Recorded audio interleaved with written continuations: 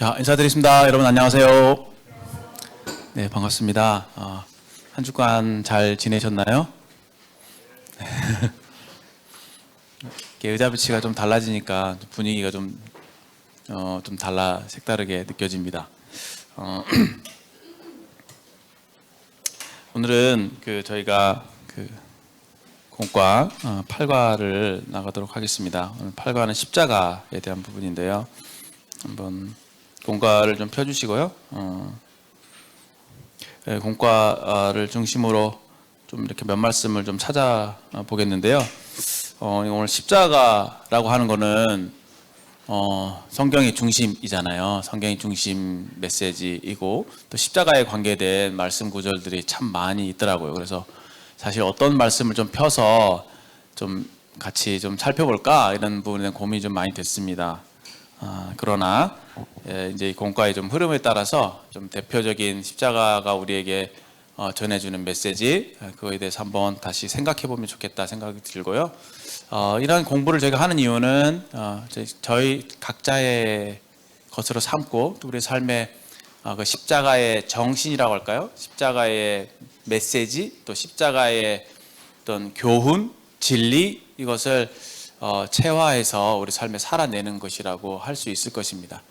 십자가는 단지 우리의 죄 문제를 해결하기 위한 하나님께서 수단으로서 또 방법으로서 제시한 것만이 아니라 우리의 영혼을 근본적으로 갈아뒤엎는 우리 영혼을 참 하나님께로 인도하고 우리를 참 그리스도의 사람으로 이렇게 온전케 해주시는 아주 뭐랄까요? 핵심적인 또는 본질적인 그런 하나님께서 우리에게 제시하신 일종의 오브젝트 레슨, 우리의 실물 교재, 교훈이라고 우리가 받을 수 있을 것입니다.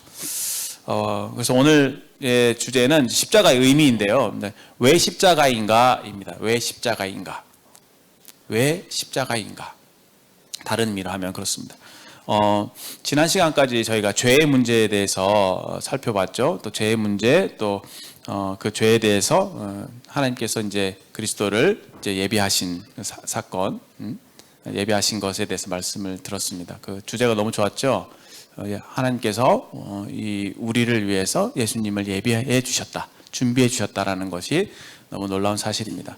그냥 갑자기 그냥 필요하니까 부랴부랴 주섬주섬 이렇게 어떤 솔루션을 제시하신 것이 아니라 이미 창세전부터 아주 완벽하고 선하신 계획 가운데 예수님을 예비하셨는데 그 예수님을 통해서 하시고자 하셨던 일이 뭐냐?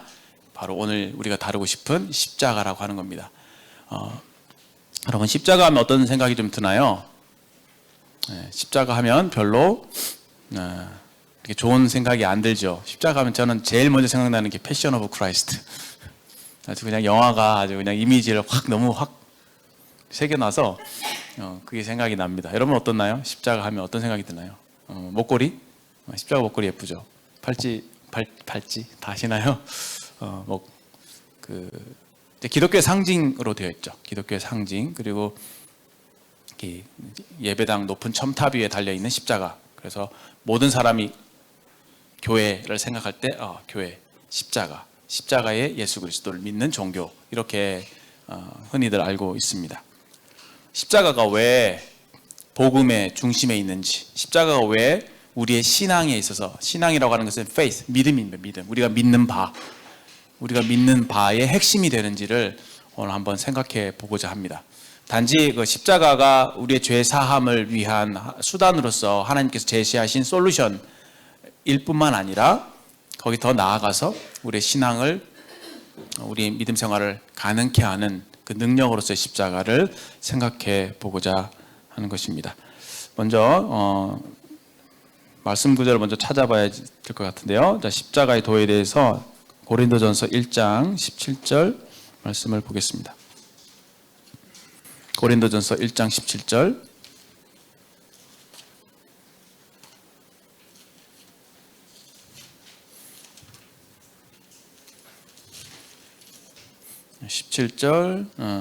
같이 한번 읽을까요? 시작.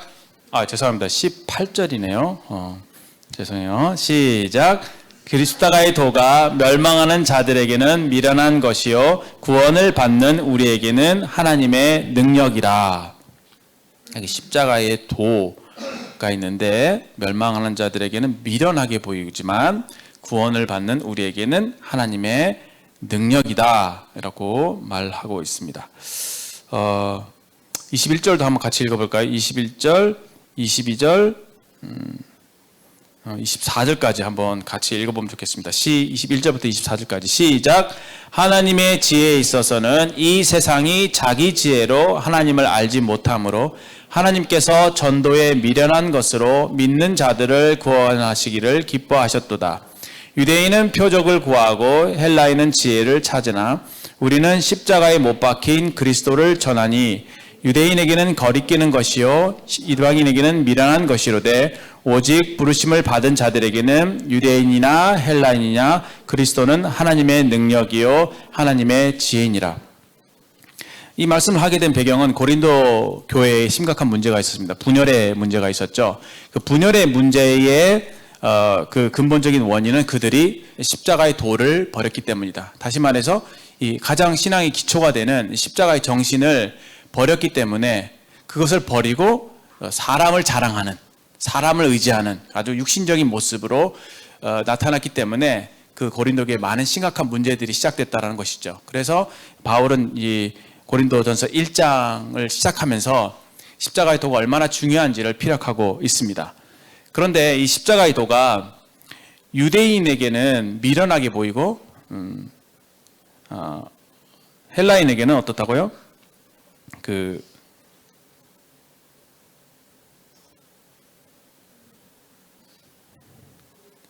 23절에 나오죠. 유대인은 거리끼는 것이래요. 유대인들은 이 십자가를 마음에 거리끼다, 좋아하지 않는다는 말입니다. 이방인에게는 미련한 것이다. 이방인의 대표자가 헬라인이라고 하잖아요. 근데 그 당시 헬라인들은 그리스 문화권에 있었기 때문에 지혜를 좋아하는 사람들이었죠. 그래서 철학이 발달하고.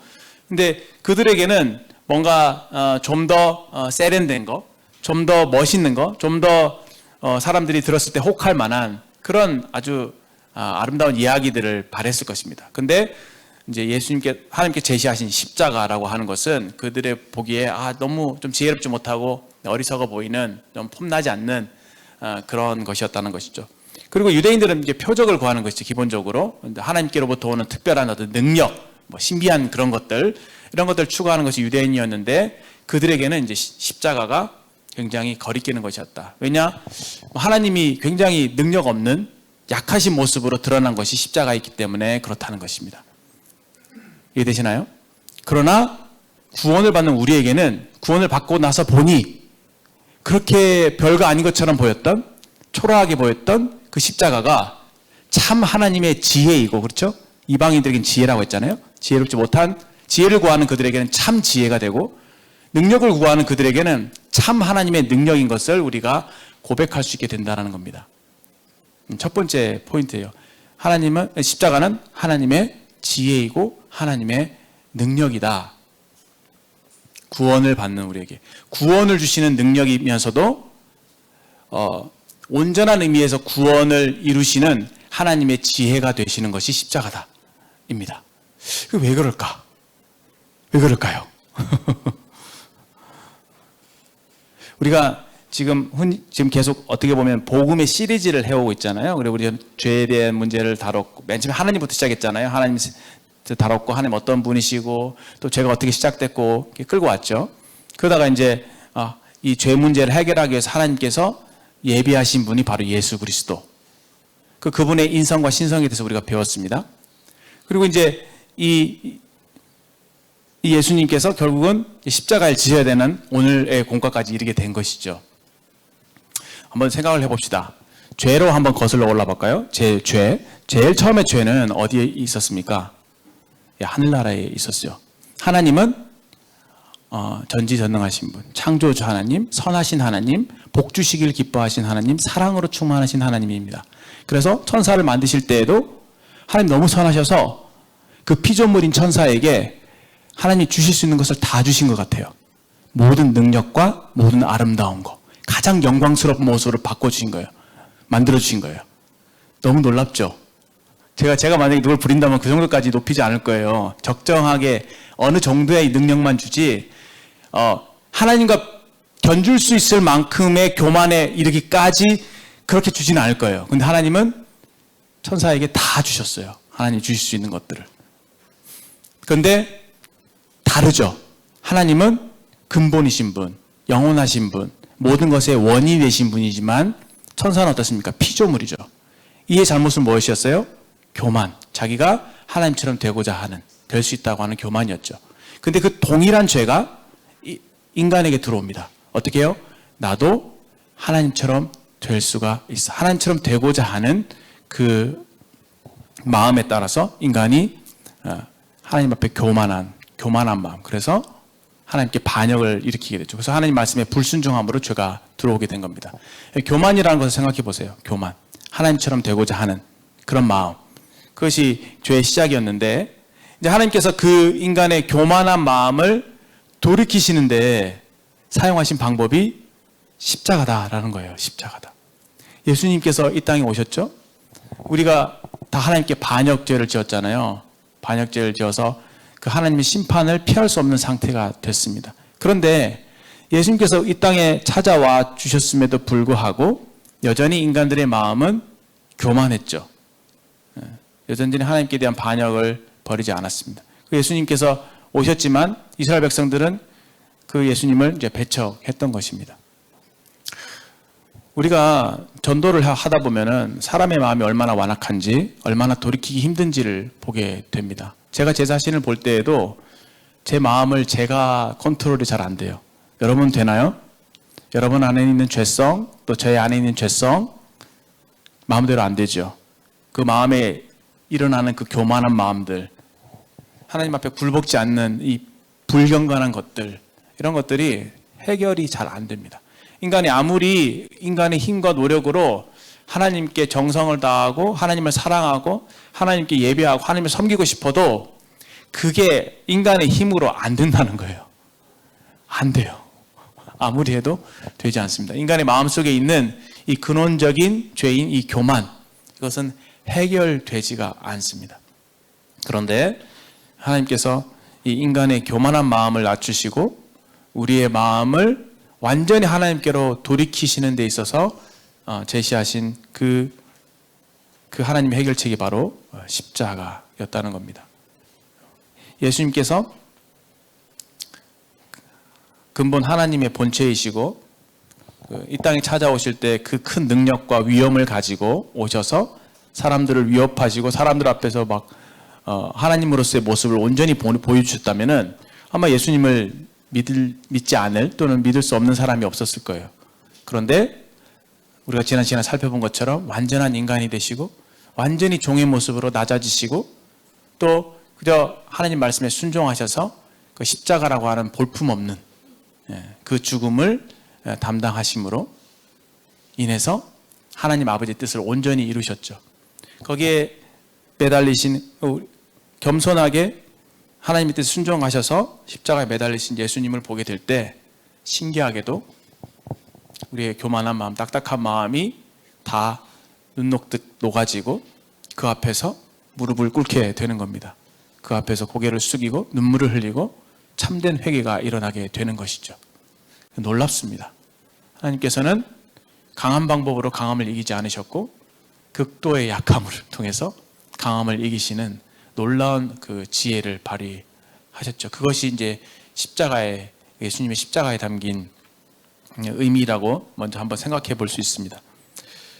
십자가가 왜 또 하나님의 능력이 되는지, 왜 하나님의 지혜가 되는지 오늘 죄사함의 측면에서 한번 생각해 보고자 합니다. 죄의 문제가 있죠. 죄의 문제. 우리가 지난번에 제가 열심히 죄에 대해서 말씀드렸잖아요. 우리 죄라고 하는 그 힘, 죄라고 하는 그 영어로 그냥 단수로 sin, sinful nature예요. 결국은 우리 마음속에 있는 죄의 죄성, 이 죄성이 우리로 하여금 죄를 짓게 하는 거죠. 그 죄의 뿌리가 되는 것. 그래서 이게 우리 안에 있기 때문에 우리는 절망적인 겁니다. 큰일 난 거예요. 이것을 해결하지 않고서는 도저히 인간에게는 소망이 없는, 거기에다가 그 죄성으로 인해서 우리가 죄를 지었잖아요. 많은 죄들을 지었죠. 죄의 열매들. 이런 것에 대해서 우리가 책임이 있고 그 죄에 대한 형벌을 우리가 받아야만 하는 그러한 문제에 처하게 된 것이죠. 이 죄의 문제를 이제 해결해야 하는데 하나님께서 하나님의 놀라우신 지혜로 죄를 해결할 수 있는 방법을 제시하신 겁니다. 그 방법이 무엇이냐? 바로 그 대속이라고 하는 원리예요. 대속이라고 하는 원리. 사람이 스스로 인간의 힘으로 죄를 해결할 수 없다. 죄 문제를 죄를 짊어지고 죄에 대한 형벌을 받을 수가 없다. 왜냐? 우리가 죄에 대한 형벌을 받게 되면 우리는 어떻게 돼요? 그냥 형벌 받은 채로 끝나버리니까. 더 이상 그 이상의 어떤 소망이 없으니까. 또 우리가 우리 힘으로 우리 죄 문제를 또 해결할 수가 없어요. 우리가 다른 사람의 죄도 해결할 수가 없는 거죠. 그만큼 죄는 너무도 무겁다는 거. 우리가 해결할 수 없을 만큼 무거운 죄라는 것입니다. 그런데 이제 그 죄를 씻을 수 있는 유일한 방법이 있었으니 그것은 그렇죠. 그 죄의 삭은 사망이다. 죄의 대가가 죽음이다. 그래서 죽음이라고 하는 값을 지불하면은 죄의 값을 치르는 거예요. 그러니까 죄에 대한 죄의 문제가 해결이 되는 것이죠. 이 죄의 값을 치르기 위해서 필요했던 것이 무엇이냐? 무엇입니까? 없었죠. 다른 누군가의 생명이었습니다. 그래서 구약 시대에는 이에 대한 그 그림자로서 하나님 보여주신 것이 흔히 말하는 양이었죠. 양의 생명 있잖아요. 어린 양의 생명. 어린 양이 피를 흘려 죽음으로 그 피 흘려 죽음으로 인해서 그 지은 사람의 죄를 대신 죄값을 받는 것입니다. 죄에 대한 형벌을 대신 받는 것이죠. 그래서 만약에 어떤 사람이 죄를 범했을 때 그가 양을 끌고 오게 되죠. 그러면 양의 머리와 그 머리에 이렇게 두 손으로 안수를 이렇게 하게 됩니다. 그러면 그 사람이 범한 그 죄가 양에게로 이렇게 넘어가게 됩니다. 이것을 이제 전가라고 하죠. 죄가 전가되는 거예요. 그리고 이렇게 딱 했을 때 이 양과 이 사람이 동일시 되는 거예요. 그래서 이 양이 죄를 뒤집어 쓴 양이 되는 것이죠. 그리고 그 사람이 지은 죄는 이 사람이 넘어갔기 때문에 그 죄에 대해서는 이 사람이 면죄를 받는 겁니다. 죄가 여기에게 이 양이 넘어갔기 때문에 이 양은 죄의 삭은 사망이기 때문에 죽어야 되는 거예요. 그런데 그 죽이는 방법이 무엇이냐? 교살이 아니에요. 목 졸라 죽이는 것이 아닙니다. 피를 흘려 죽는 거예요. 그래서 왜 피를 흘려야 되는가 생각했을 때 육체의 생명이 피에 있기 때문에 그렇습니다. 흔히 우리가 생각할 때 우리가 이게 숨을 쉬다가 심장이 멎거나 숨을 못 쉬게 되면 죽는다고 생각을 하잖아요. 그렇죠? 근데 그 죽는 이유가 심장이 뛰지 않으면 피가 공급이 안 되기 때문이거든요. 그래서 생명은 피에 있습니다, 사실은. 왜냐하면 피를 통해서 산소와 영양분이 공급이 되고 몸에 있는 여러 가지 노폐물들이 이제 바깥으로 배출이 되고 하기 때문에 하나님께서는 생명이 피에 있다고 말씀하신 거예요. 그래서 피를 흘려 죽는다고 하는 것은 완전한 죽음을 말하는 것입니다. 무슨 말인지 아시겠죠? 네. 교살이 아니라 피를 흘려 죽는 거다. 총살도 아니에요. 총 쏘면 총 때문에 피가 날 수도 있겠지만 피를 온전히 흘려서 죽는 겁니다. 그 왜 피를 흘려야만 할까? 또 생각해 봤을 때 피를 흘리면 어떻게 돼? 피가 다 바닥으로 쏟아지죠. 그럼 어떻게 주워 담을 수가 없죠. 주워 담을 수가 없습니다. 그래서 피가 다 흘려졌다는 것은 완전한 죽음을 말하는 거예요. 완전한 죽음이라는 게 굉장히 중요합니다. 왜? 완전하게 죽어야지 완전하게 다시 살기 때문에 그런 것이죠. 여기까지 따라오실 수 있나요?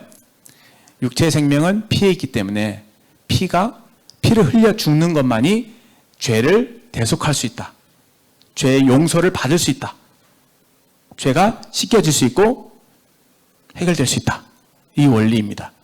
그래서 요한복음 1장 29절에 보라 세상 죄를 지고 가는 하나님의 어린 양이로다가 된 거예요. 복음 전할 때 이 원리를 한번 설명이 꼭 필요하시다면 한번 사용해 보시면 좋겠습니다. 보라 세상 죄를 지고 가는 하나님의 어린 양이다. 엄청난 선포이죠. 2000년 전에 예수님께서 오셨는데 그 예수님을 보고 세례 요한이 세상 죄를 지고 가는 하나님의 어린 양이라고 선포했습니다. 이 양은 어떤 한 사람이 지은 그 한 가지 죄 또는 몇 가지 죄 또는 그 한 사람의 죄가 아니라 지금까지 살았던 인류의 모든 죄, 앞으로 있을 인류의 죄까지도 다 짊어지신 어린 양이다라고 하는 선포인 거죠. 근데 어떻게 이런 거래가 가능할까? 어떻게 그 어린 양으로 대변되는 그 한 분이 인류의 모든 죄를 다 담당할 수 있을까? 라고 했을 때 여기에 하나님의 비밀이 있는 거죠. 그렇죠? 그 한 사람은 우리 중에 한 사람도 아니고 죄를 하나도 짓지 않았다고 생각할 수 있는 4대 성인 중에 한 분, 이런 분이 아니라 그 한 분은 바로 하나님이거든요. 그래서 하나님이 고안하신 방법이 제2 두 번째 위격인 성자 예수 그리스도로 하여금 인간의 몸을 입게 하신 거예요. 인간의 몸을 입었다는 것은 우리와 똑같이 피를 가지고 죽을 수 있는 몸을 입고 이 땅에 보내신 겁니다. 이분은 남자의 씨를 받지 않았기 때문에 죄성이 없어요. sinful nature가 없죠. 그리고 실제로 죄를 하나도 짓지 않았고 죄와 상관이 없는 완전 무결하신 깨끗하신 분이셨어요. 흠 없고 점 없는 어린 양과 같은 예수 그리스도이셨습니다. 그런데 이분은 뭐예요? 누구예요? 하나님이죠. 하나님이시면서도 사람이신 거예요. 그 사람이 되신 이유는 죽으시려고, 피를 흘리시려고 사람이 되신 겁니다. 그리고 이분은 하나님이시기 때문에 인류의 모든 죄값을 담당하실 수 있었던 것이죠. 그래서 예수님께서 십자가에서 피를 흘려 죽으셨습니다. 그 피를 다 쏟으셨죠. 그 피가 바닥에 쏟아지신 주워 담을 수 있습니까? 없습니까? 못 주워 담죠. 완전히 죽으신 거예요. 마지막으로 확인 사살한다고 역구에 창을 찌르니까 물과 피가 왈칵 다 쏟아졌다고 했잖아요. 그래서 예수님이 잠깐 잠드셨던 거야, 잠깐 기절하셨던 거야, 이렇게 얘기하시는 분들이 있어요. 이런 말씀 모르면. 그렇죠? 피와 물이 다 쏟아졌고 죽은 걸 확인했기 때문에 다리를 꺾지 않았죠. 완전히 죽으신 겁니다.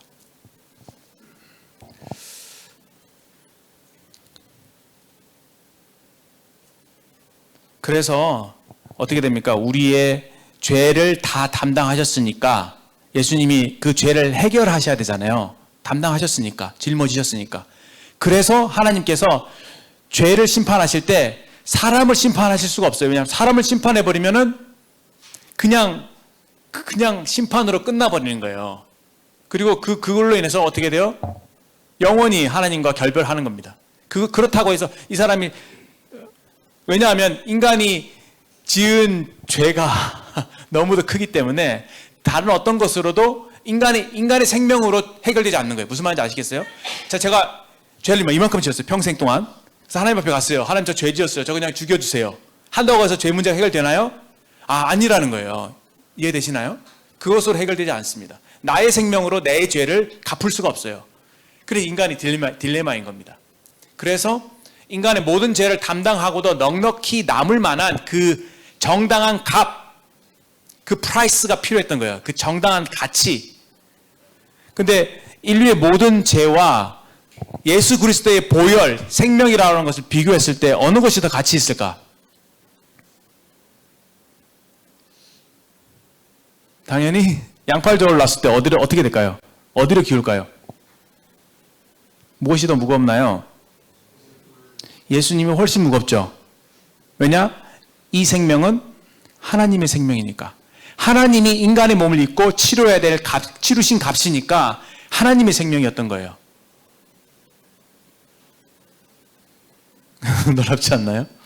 근데 하나님께서 그 예수님이라고 하는 엄청난 아버지의 눈에 정말 너무도 사랑스럽고 가장 가치 있는 그분을 우리를 위해서 내어주셨단 말이에요. 그 예수님께서 죽음을 알지도 못하신 분, 죽음을 알지 못한 생명의 주인께서 사망 아래 갇히는 이 엄청난 비굴함을 당하신 겁니다. 이게 사실 상상할 수 없는 일이에요. 하나님께는 말도 안 되는 얘기입니다. 엄청난 치욕인 거예요. 그리고 예수님은 죄를 모르시는 분이잖아. 가장 의인이잖아요. 근데 그분을 죄로 삼으신 거란 말이에요. 하나님이 너 죄라고 인정하신 거예요. 그 죄인으로 보신 거예요. 그래서 하나님께서 이 예수님을 십자가에서 죽이신 겁니다. 그러니까 우리 인류의 모든 죄에 비해서 아버지 하나님께서 치르신 값이 아드님의 피잖아요. 오버차지한 거예요. 오버차지. 너무 비싼 값을 치른 거예요. 예를 들어서 제가 핸드폰 하나 이거 굉장히 소중한 모든 것들이 들어있어요. 막 소중한 예를 들어서 뭐가 있다 칩시다. 누군가의 손에 넘어갔어요. 제가 이게 어떻게 하다가 팔아갖고. 근데 이거 여기 가만히 생각하니까 여기에 그때 내 그 소중한 추억이 담긴 사진들, 영상들 다 있는 거예요. 이거 돈으로 살 수 없는 무언가가 있는 거예요. 제가 이거 사고 싶어서 다시 사는데 안 파는 거예요. 제가 막 예를 들어서 너무 사고 싶으니까 돈을 더 주고 웃돈을 더 주고 이거 산다고 생각해 봅시다. 원래 값은 뭐 얼마입니까?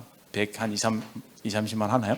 그런데 뭐 한 1000만 원, 뭐 1억 이렇게 주고 샀다고 칩시다. 말이 안 되죠. 하나님께서 예수 그리스도의 생명이라고 하는 엄청난 값을 지불하셨습니다. 우리의 죄를 용서하시려고. 자, 이렇게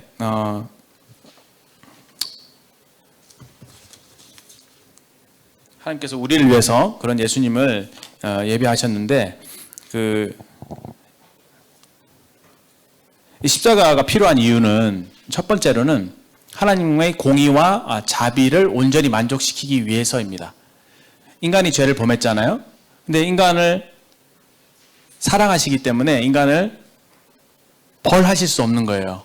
인간을 다시 얻으셔야만 하는 겁니다. 하나님은 너무 사랑하시니까. 그러니까 하나님 사랑이라고 하는 딜레마라고 표현하고 싶지 않습니다. 사랑이 충족돼야 되는, 우리를 얻으셔야 하는 그런 하나님의 사랑의 요구가 있죠. 그다음 또 한 가지 요구는 뭡니까? 하나님의 공의의 요구. 그런데 죄를 범한 사람을 그냥 용서해 줄게, 그냥 내가 없는 걸로 해줄게 라고 할 수 없는 거죠. 이게 하나님의 공의의 요구이죠. 거룩하신 분이니까 죄인을 그냥 용서할 수 없다는 겁니다. 마땅한 값을 지불해야지만 이 죄가 용서되는 거죠. 그래서 필요했던 것이 십자가다. 그 십자가는 하나님의 공의와 사랑의 온전한 조화와 만족이다라는 겁니다. 또 십자가 안에 내재된 원리는 무엇이냐면 대속의 원리죠. 죄는 내가 범했지만 예수님이 대신해준다. 예수님이 대신 죄값을 갚아준다 라고 하는 거예요. 밥은 내가 먹었지만 내 친구가 밥값을 대신 내는 것처럼 대신해준다 라고 하는 의미입니다. 그래서 그 한 가지 원리가 있고, 다른 한 가지 원리는 예수님의 죽으심이 나의 죽음이다. 내가 예수님과 함께 십자가에 못 박혔다라고 하는 연합의 원리입니다. 이 어떤 원리죠, 원리. 십자가에 담겨있는 원리. 그건 무엇이냐? 대속과 연합의 원리다라는 것을 좀 생각해 주시면 좋겠습니다. 십자가의 실체에 대해서 한번 생각을 해봅시다. 십자가란 무엇인가? 십자가는 로마의 사형틀이죠. 원래 만약에 예수님께서 유대인으로 오셨기 때문에 예수님이 죽으시려면 유대인의 그 사형 제도인 돌로 치는 거, 보통 돌로 쳐 주겠죠. 그렇게밖에 유대인들이 예수님을 죽일 수가 없었습니다. 그런데 지난 시간에 우리가 살펴본 것대로 로마 제국이 이스라엘을 다스리고 있었죠. 그래서 유대인들에게는 사람을 죽일 수 있는 권한이 없었어요. 그래서 예수님께서 빌라도에게 신문을 받으신 겁니다. 예수님이 사람들의 배신을 가룟 유다에게 배신을 당하셨고 또 잡히셨습니다. 제자들이 다 예수님을 떠났죠. 그리고 예수님이 빌라도 앞에서 신문을 받으셔요. 그 만왕의 왕이신 그분께서 아주 비굴한 모습으로 이제 빌라도 앞에 서신 겁니다. 죄를 한 가지도 찾지 못했습니다. 그리고 예수님은 이스라엘 백성들의 이제 거절과 증오를 받으셨죠. 그들이 예수님을 모함했습니다. 그리고 예수님을 비방했죠. 네가 하나님의 아들이냐. 신성 모독한다고 해서 예수님을 미워했습니다. 증오했습니다. 만약에 이스라엘 백성들에게 어떤 재판의 권한이 있었다면 예수님은 아마 돌로 맞아 죽으시든지 뭐 그런 방법으로 했을 거예요. 그런데 하나님의 섭리에 따라서 로마의 사형법이 적용되도록 하신 거죠. 근데 사실 너무하다는 생각이 듭니다. 돌로 맞아 죽는 것도 아프겠지만 십자가는 더 아프잖아요. 더 참혹하잖아요. 지상에서 지금까지 있었던 사형 제도 중에서 가장 무섭고 끔찍한 사형 제도가 십자가 제도라고 하죠. 십자가형. 왜 끔찍한지는 제가 굳이 말씀을 드리지 않아도 패션 오브 크라이스트를 보면은 아실 수 있을 거예요. 십자가는 무엇을 의미하느냐? 저는 이게 너무 하나님 너무하시다는 생각이 들고 너무하실 만큼 우리의 죄가 그렇게 심각한 것인가 생각을 하게 됩니다. 죄의 싹시 사망이면 그냥 다른 방법으로 죽을 수 있잖아요. 총살 얼마나 쉽습니까? 한 방에 빵 고통 없이 죽는 거니까. 그때 당시 총은 없었겠지만 교살, 교수형 그것도 있잖아요. 근데 그 돌로 맞아 죽는 그것도 아니고 가장 극악한 죄인만 달리는 그 십자가에 예수님이 돌아가게 하셨다는 겁니다. 그것도 그 십자가는 그래서 고통이라고 하는 요소가 한 가지가 있고요. 죽음이라고 하는 한 가지 요소가 있는 것 같아요. 두 가지가 동시에 있죠. 상대적으로 총살은 죽음만 있잖아요. 고통은 별로 없죠. 근데 참 이 두 가지를 동시에 가지고 있는 게 십자가예요. 근데 그걸 하나님께서 의도하셨다는 겁니다. 왜 그럴까요? 왜 쉬운 죽음이 아니라 그렇게 힘든 죽음을 죽게 하셨을까요? 저라면 그렇게 안 해요. 그렇죠? 어떤 목표를 위해서 수단을 가장 경제적으로 사용하죠. 제 싹슨 사망? 오케이. 죄값만 지불하면 되는 거잖아요. 그러면 가장 효과적으로 죽을 수 있는 방법을 고안해내겠습니다. 근데 하나님은 가장 비효율적인 방법, 가장 가장 안 좋은 방법, 가장 힘든 방법을 고안해내셨다는 것이 너무도 우리에게 시사하는 바가 큰 것 같아요. 왜 그러셨을까요? 어떤 고난이었는지 아까 제가 말씀드리다 말았는데 거절, 증오, 모함, 비방 나중에 복음서를 찾아보시면 좀 볼 수가 있습니다. 침뱉음, 주먹으로 때리는 거, 채찍질하는 거, 밤 잠을 못 주무셨죠? 밤새 심을 받으셨으니까 매를 맞으셨죠? 수치와 모욕을 당했습니다. 완전히 발가벗김을 당하셨어요. 그리고 그 무거운 십자가를 지고 가다가 쓰러지셔서 그거를 대신할 아리마대 요셉이라는 사람을 통해서 끌고 갈 정도로 그렇게 무거운 십자가를 지셨습니다. 그 다음에 배고프셨겠죠? 목마르셨습니다. 혀가 이틀에 붙을 정도로 타는 목마름을 경험하셨죠. 사람들이 밑에서 예수님을 조롱했습니다. 멸시했죠. 양손과 양발에 굵은 대못이 박히셨습니다. 머리에 이만큼 엄청난 두꺼운 아픈 가시로 만든 면류관을 쓰신 것이죠. 많은 분들이 그렇게 얘기하죠. 양손은 나의 손으로 지은 죄 때문에 예수님께서 십자가에 못을 박히셔. 나의 발로 짓는 죄로 해서 발에 못이 박히셨다. 나의 머리로 짓는 죄 때문에 가시관을 쓰시고 나의 마음으로 짓는 죄 때문에 옆구리에 창을 받으셨다. 이렇게 표현하신 분들도 많이 있습니다. 6시간의 추위, 굉장히 추웠죠. 흑암이 덮어 얼마나 추웠겠어요?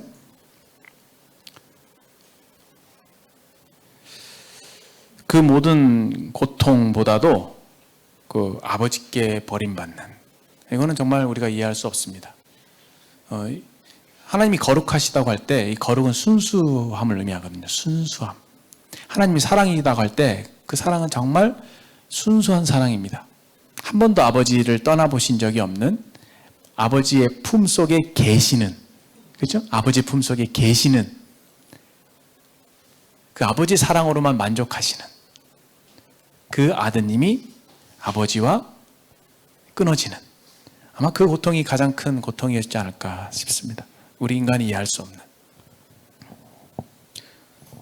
생명의 주인께서 사망 아래 내려가셔서 사망에 굴복하셨습니다.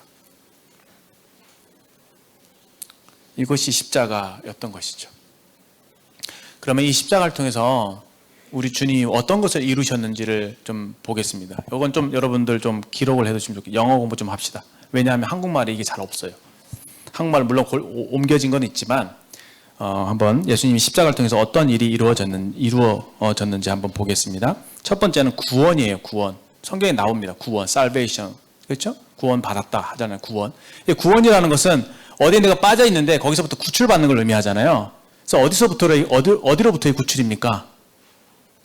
가장 대표적으로는 그렇죠. 성경은 죄에 대해서 아들 낳으리니 이름을 예수로 하라. 이는 그가 자기 백성 저희 죄에서 구원할 자입니다. 이 죄가 너무 무섭거든요. 사망보다도 죄가 죄 싹은 사망이니까 죄가 너무 무섭거든요. 제가 말씀드렸죠. 이 인간의 죄성이 해결되지 않은 상태에서 생명나무를 따먹어서 영원히 산다? 저는 그게 지옥이 될 거라고 생각해요. 왜냐? 죄는 계속 불어나니까. 눈덩이처럼 불어나니까. 영원토록 죄가 불어나면 어떻게 될까요? 죄에서부터 우리를 구원하시는, 그래서 예수님은 예수로, 구원자로 이 땅에 오셨습니다. 구원. 두 번째 어떤 개념이 있냐면 좀 달라요. salvation과 좀 다른 게 redemption이에요. redemption. 이거는 영어 단어에 redeem이라고 하는 단어에서 온 겁니다. redeem이라고 하는 말은 re잖아, re. 다시 redeem 한다는, 산다는 말이에요. 다시 산다라는 겁니다. 무슨 말이냐면 하나님께서 우리를 빼앗기신 거예요. 그렇죠? 우리를 죄한테 빼앗기신 겁니다. 사탄에게 우리를 빼앗기셨습니다. 그래서 예수님께서 핏값을, 또 죽음의 이라고 하는 대가를 정당하게 지불하고, 아까 제가 말씀드렸잖아요. 인간의 죄와 예수님께서 치르신 핏값, 대가, 그 값을 얘기했잖아요. 그 값을 지불하시고 우리를 다시 사셨다라고 하는 겁니다. 우리가 이렇게 생각해 봅시다. 어떤 사람이 주인이 있어요. 근데 이 노예가 있는데 노예가 도망쳤어요. 도망쳐갖고 막 이렇게 가서 살다가 막 굉장히 자유로운 것 같았지만 다시 잡혀갖고 이렇게 굉장히 힘든 삶을 산 거예요. 그러다 다시 어떤 사람한테 붙잡혀서 다시 노예가 된 거예요. 노예가 됐는데 이렇게 보니까 그 굉장히 핍박을 당하고 힘든 삶을 살고 있는 겁니다. 그래서 원래 주인이 보니까 원래 자기 종이었는데 자기 거였는데 이제 다른 주인에게로 넘어간 것이죠. 근데 이 주인은 굉장히 선한 주인이고 그 종이지만 사실은 자기 아들처럼 이렇게 대우하는 그런 아주 좋은 분이었습니다. 그래서 이 종을 불쌍히 여긴 나머지 이 종을 살려고 그 사람에게 더 웃돈을 더 주고 이 종을 다시 사오는 겁니다. 근데 자기 소유로 삼는데 이제는 그 종을 종으로 두지 않고 자기 아들로 두는, 양자로 삼는 그런 스토리를 생각해 볼 수 있습니다. 흠없고 점없는 어린 양 같은 보배로운 피를 지불하시고 우리를 다시 사셨다, 되찾으셨다라고 합니다. 그렇기 때문에 우리가 값으로 사신받게 되었기 때문에 우리는 주님의 것입니다. 그렇죠. 원래 주님의 것이었죠. 원래 주님의 것이었는데 주님이 빼앗기신 거예요. 왜? 죄 때문에 우리를 소유할 수가 없었습니다. 그래서 예수님께서 온전한 주님의 소유로 삼으시려고 자기 핏값을 지불하신 겁니다. 그래서 교회가 그래서 소중한 거예요. 왜냐하면 예수님의 핏값으로 사셨기 때문에. 그런 샀다고 하는 개념, 값을 지불했다고 하는 개념이 이제 구속이라고 하는 겁니다. redemption, 구속. 그 다음에 세 번째는 칭의가 나옵니다. 칭의. 이거는 의롭다 하심. 한자로 하면 칭의인데 justification. 의롭다 하심을, 의롭다라고 하는 칭함을 받는 것을 말하는 것이죠. 이제 로마서에 이렇게 주로 나오죠. 우리 이번에 로마서 읽고 있잖아요. 요즘에 보면 죄인이 예수님의 십자가의 죽으심과 부활을 믿음으로 의롭다 하심을 얻는 거예요. 값없이 의롭다라고 칭함을 받는 거예요. 하나님의 은혜이죠. 예수님이 십자가에서 죽으셨기 때문에 죄 문제가 완전히 해결됐으므로 이 예수님을 믿는 자들을 하나님께서 이제는 넉넉하게 너 믿어? 의로워 라고 해 주실 수 있게 된 겁니다. 예수님이 부활하셨기 때문에 우리가 이제 죄 문제가 해결된 수준이 아니라 하나님의 의라고 하는, 그러니까 하나님의 의로우심 같이 우리가 힘드네요. 이해가 되세요? 감당이 되십니까? 예수님의 부활이 왜 필요하냐면 죽음은 우리의 죄 문제를, 우리의 죄를 해결하려고 죄에 대한 형벌을 받았다는 의미에서 죽음인 거죠. 예수는 우리 범죄함을 위하여 내어줌이 되고 죽음의 내어줌이 되고 우리를 의롭다 하시기 위하셔서 살아나셨느니라. 그러니까 예수님의 부활이라고 하는 것은 우리로 새로운 삶을 살도록 하신 거죠. 그러니까 계산된 거예요. 죽음만을 목표로 하신 게 아니라 죽음에서 예수님이 부활하심으로 우리도 새로운 삶을 살아갈 수 있도록 아주 새 생명, 새로운 존재가 되도록 하나님께서 의도하신 거예요. 결국 궁극적인 의미의 부활은 무엇이에요? 우리 육체가 예수님이 부활하신 것처럼 변화되는 거. 그래서 어떻게 해요? 하나님과 함께 영원히 함께 사는 것. 그래서 예수님의 이름이 뭐죠? 임마누엘이잖아요. 그게 성취가 되는 겁니다.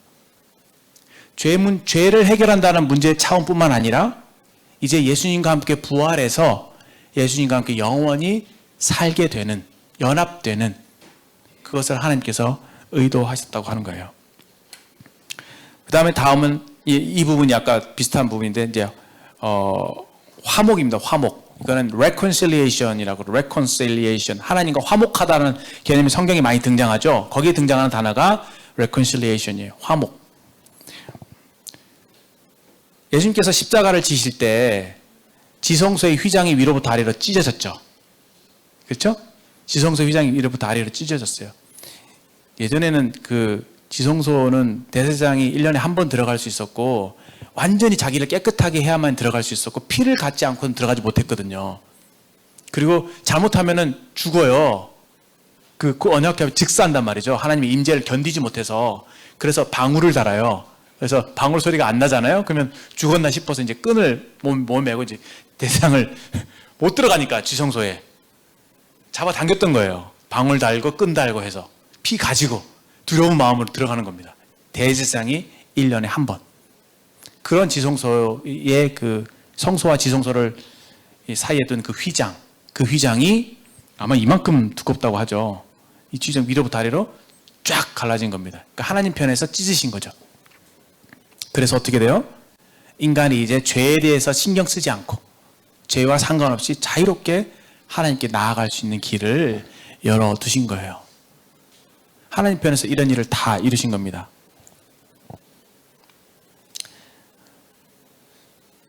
이게 참 놀랍습니다. 근데 여기에서 우리가 해야 될 단 한 가지의 일이 있죠. 그것은 우리가 마음의 문을 여는 거예요. 하나님과 화목하기 위해서 마음의 문을 여는 거 한 가지만 필요합니다. 탕자의 비유에서 탕자가 그냥 아빠한테 한번 돌아가 볼까? 라고 하는 마음으로 아버지한테 가잖아요. 가는데 누가 나옵니까? 아버지. 아버지가 벗은 발로, 그렇죠? 벗은발이라고 하죠. 벗은발. 신발도 안 신고 뛰쳐나오는 거죠. 먼저.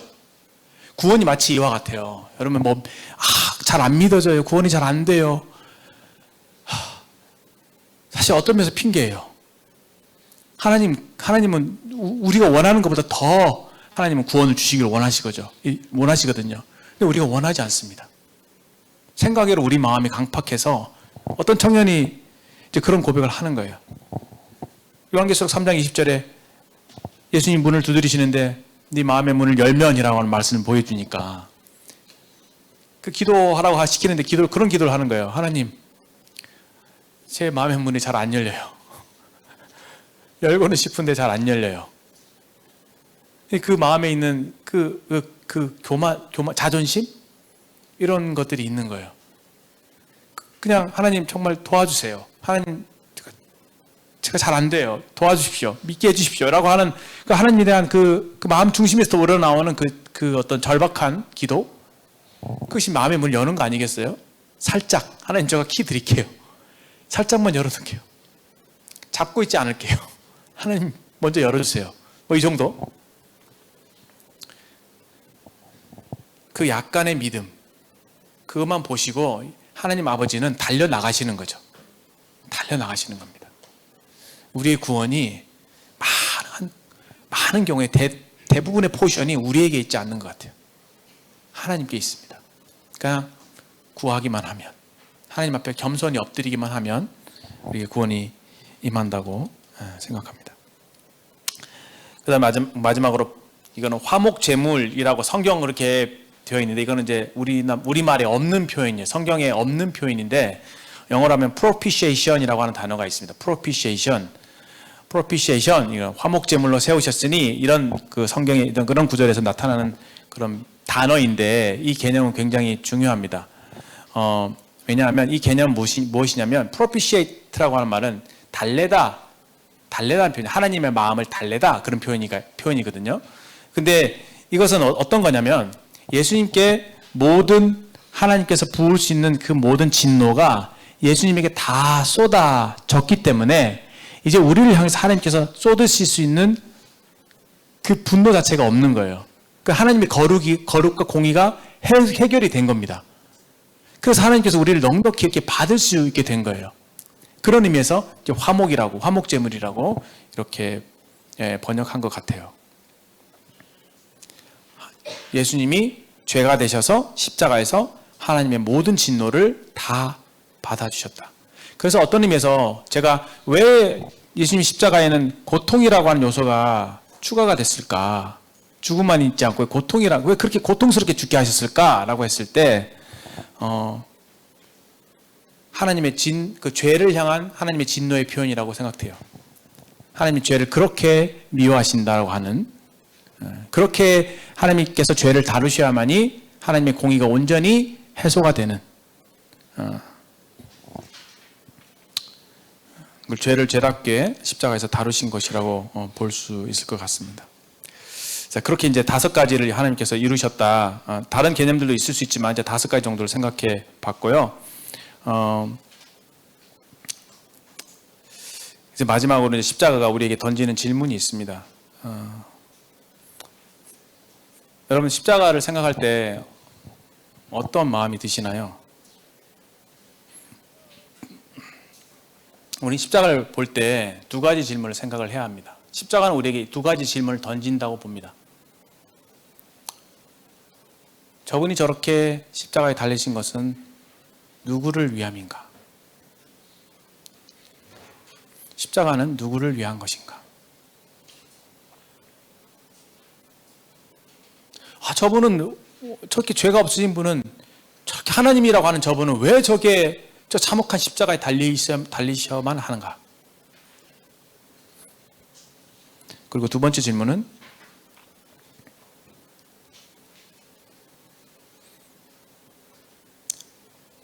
나는 너에게 나 자신을 주는데 너는 나에게 무엇을 주느냐?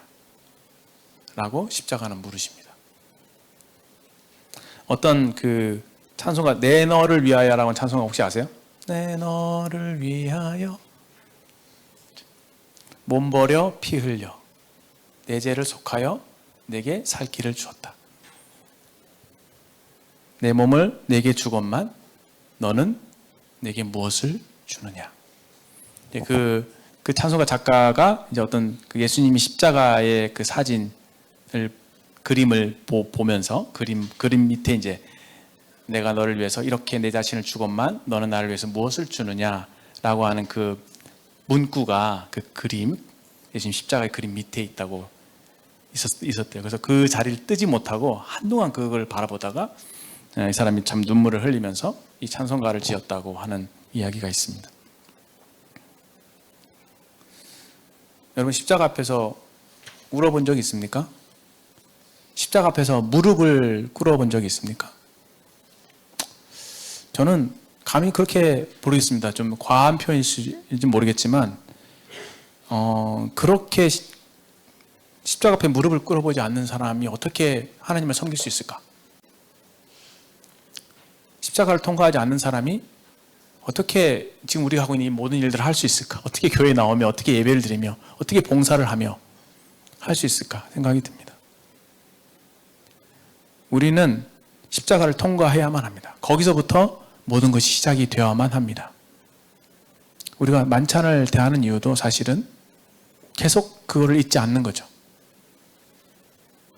죽을 수밖에 없는 죄인, 어떻게 할 수 없는, 도저히 해결할 수 없는 이 죄, 하나님 앞에 지은 죄가 산더미보다 큰 이런 죄인인 나를 위해서 생명의 주인께서 십자가에서 자신을 내어주셨다는 사실.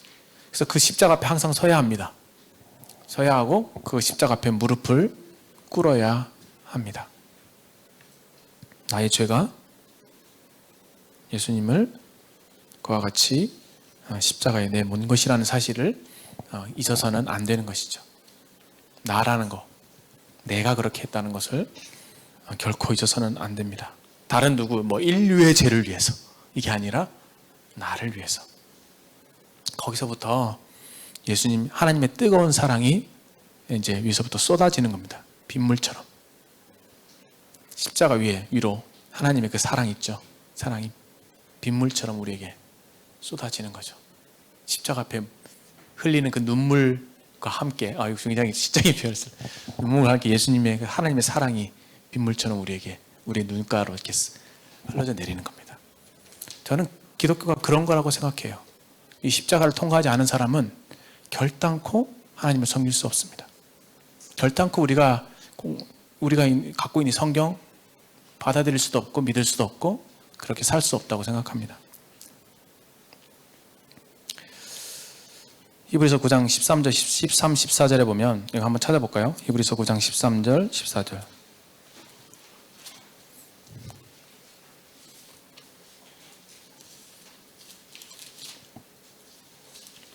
다 같이 한번 읽어보겠습니다. 시작.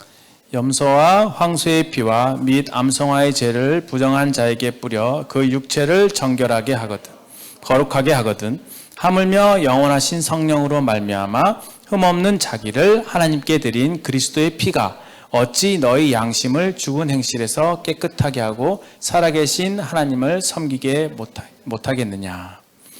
그렇죠. 영원하신 성령으로 말미암아 흠없는 자기를 하나님께 드린 예수님의 피, 한 마리의 어린 양이 되셔서 아버지께 자기를 드리신 예수님의 그 흠없고 점없는 어린 양 같은 보배로운 피, 그것이 어찌 우리로 죽은 행실에서 깨끗하게 하고 살아계신 하나님을 섬기게 못하겠느냐라는 거예요. 십자가에서 하나님을 섬길 수 있는 힘이 나옵니다. 십자가에서 다른 사람을 위해서 전도하고 싶은 마음이 생기는 거고, 십자가에서 성도를 사랑하는 마음이 생기는 거고요. 십자가에서부터 주님 부르시면 선교지도 나갈 수 있는 힘이 생기는 거죠. 다른 어디로부터 오지 않습니다. 우리의 어떤 하나님을 향한 열심, 하나님이 좋아서 그냥 좋아서 그 일에 대한 어떤 다른 동기가 있을지 모르겠지만 저는 이것보다 더 강력한 힘이 없다고 생각합니다.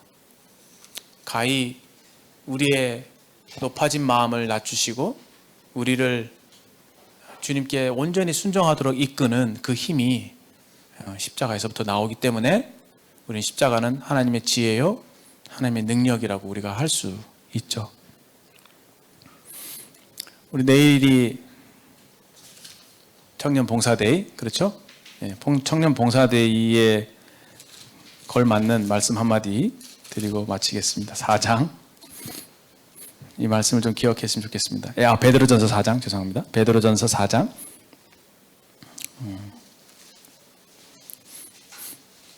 9절부터 11절 볼까요? 자, 9절부터 11절 시작. 서로 대접하기를 원망 없이 하고 각각 은사를 받은 대로 하나님의 여러 가지 은혜를 맡은 선한 청지기같이 서로 봉사하라. 만일 누가 말하려면 하나님의 말씀을 하는 것 같이 하고 누가 봉사하려면 하나님이 공급하시는 힘으로 하는 것 같이 하라. 이는 범사에 예수 그리스도로 말미암아 하나님이 영광을 받으시게 하려 함이니 그에게 영광과 권능이 세세 무궁토록 있느니라. 아멘. 청년들께서 내일 이렇게 열심히 봉사를 해주신다고 하니 너무 마음이 감사하고 또 어른들이 얼마나 좋아하실까 생각을 하게 됩니다. 이제 그것이 다 우리가 받은 그 은혜대로, 은사대로 우리가 마땅히 선한 청지기처럼 봉사하는 것이다 이렇게 말씀해 주고 계시죠. 그런데 11절에 이렇게 보시면 하나님 말씀을 하는 것과 봉사를 하는 것 두 가지로 나누어져 있어요. 그러니까 은사는 두 가지 측면이 있는 것이죠. 하나는 이렇게 말로써 하는 은사가 있고 하나는 몸으로 섬기는 은사가 있다고 하죠. 그래서 말로 하는 은사일 때는 정말 하나님 말씀을 전하는 것처럼 이렇게 말씀을 해야 된다.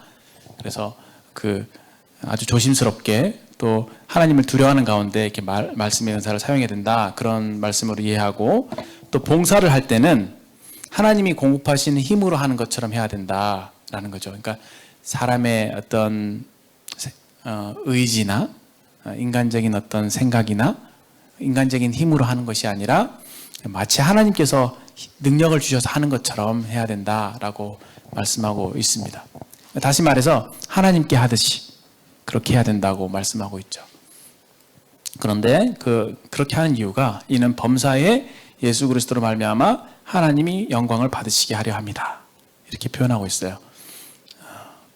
범사에 어떤 일을 하더라도 하나님께 하듯 해야 합니다. 내가 하는 모든 일이 하나님께 드리는 예배라고 생각하고 해야 합니다. 모든 봉사, 모든 섬김에 있어서. 전도할 때, 학교 나가서 회사 나가서 일을 할 때, 학교 나가서 공부할 때, 어떤 사람을 대할 때, 모든 활동에 있어서 내가 하나님을 섬긴다라고 하는 생각으로 해야 된다는 거예요. 내일 설거지 하실 때도 나 하나님을 위해서 설거지 한다라고 생각하고 하시고, 공부하기 힘드시죠? 공부할 때도 이 악물고 내가 하나님을 위해서 내가 공부를 한다는 생각으로 하는 거예요. 내 몸을, 내 삶을 하나님께 드리는 거예요. 전도할 때도 전도해서 뭐 칭찬받고 이런 게 아니라 하나님을 위해서 이 활동 자체가, 내가 전도를 하는 활동 자체가 그 사람을 하나님께 드리려고 하는, 하나님께 예배 드리는 마음으로 해야 합니다. 그런데 누구를 통해서요?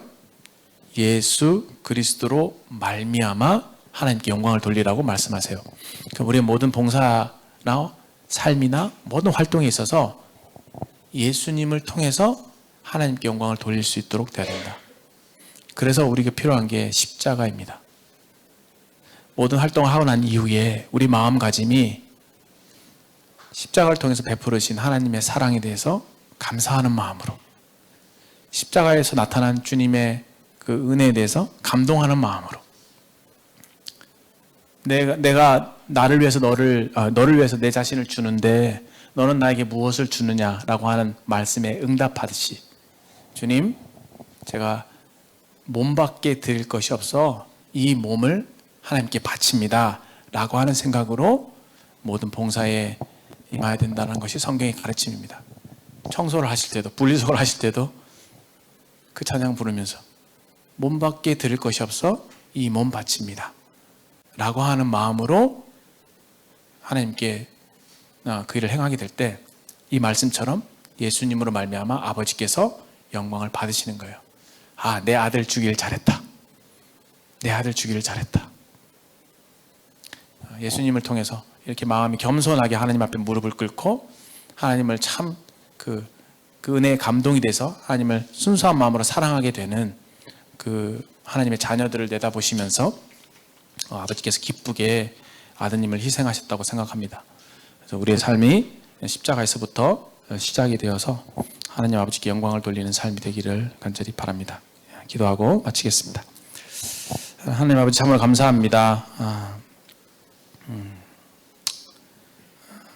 이는 내 사랑하는 아들이 내 기뻐하는 자라고 말씀하실 만큼 아버지 뜻에 온전히 순종하신 겸손하신 예수님을 바라보실 때 아버지의 마음이 얼마나 기쁘셨는지 생각하게 됩니다.